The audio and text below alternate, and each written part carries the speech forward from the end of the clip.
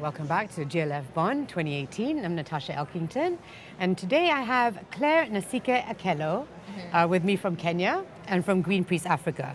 I understand that you're also a Wangari Maathai Scholarship Awardee from 2015. Yes, I am. Please tell us more about that.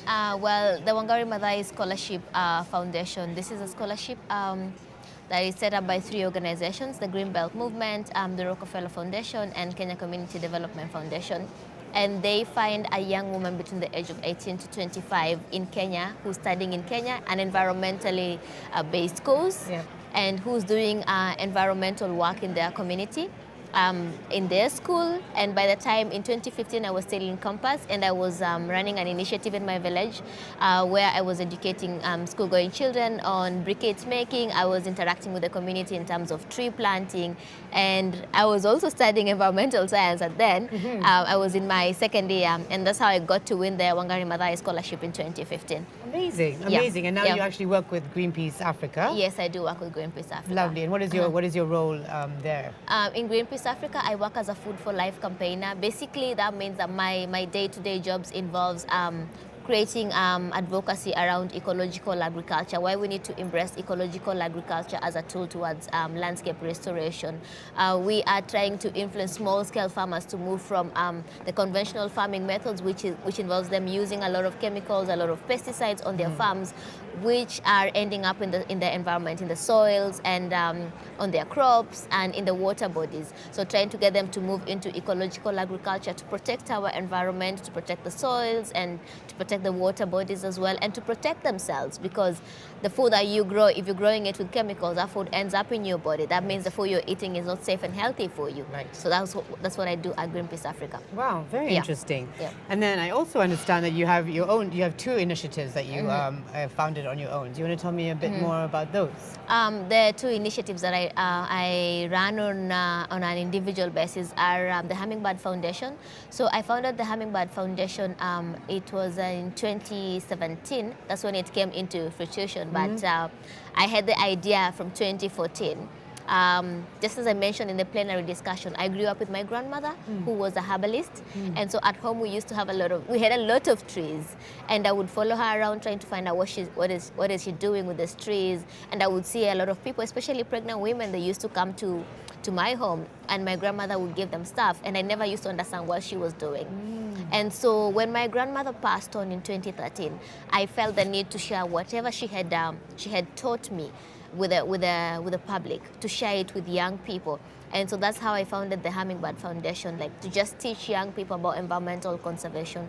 What are some of these trees that are extremely important in our lives? What are some of these trees that can stop soil erosion? What are the trees that are medicinal? What are some of the trees that can repel pests?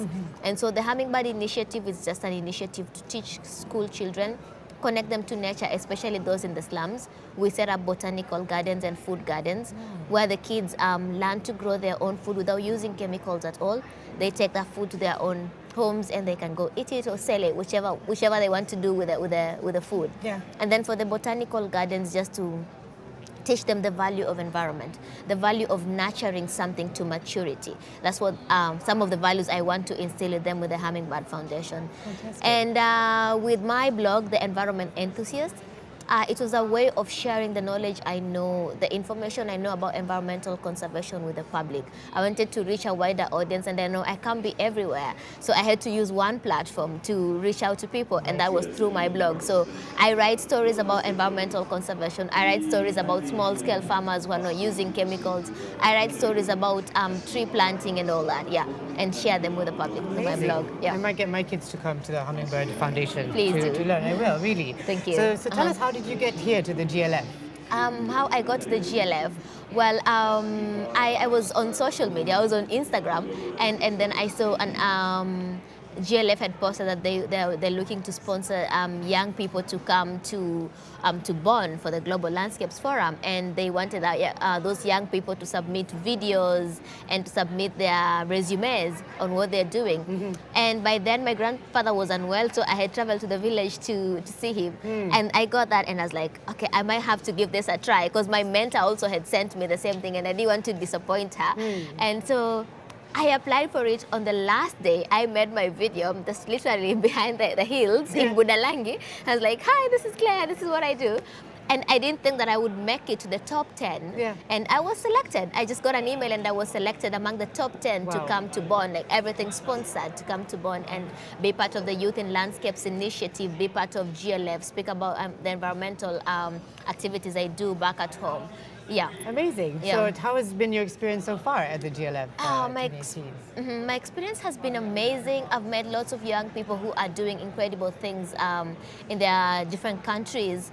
I've met people who are keen to support young people to reach their potential, you know. And it's been quite insightful. It's been eye-opening. I've learned so much that I don't even think I'll be able to articulate everything I've learned in one blog. I'll have to do a couple of blogs to be able to just share with the public what exactly it is I've learned, how many interesting people I've met, you know. And in Youth in Landscapes initiative, we have this thing called pairing up a mentee and a mentor. Okay. And we've been paired up with mentors, people who are in the same field of work as we are.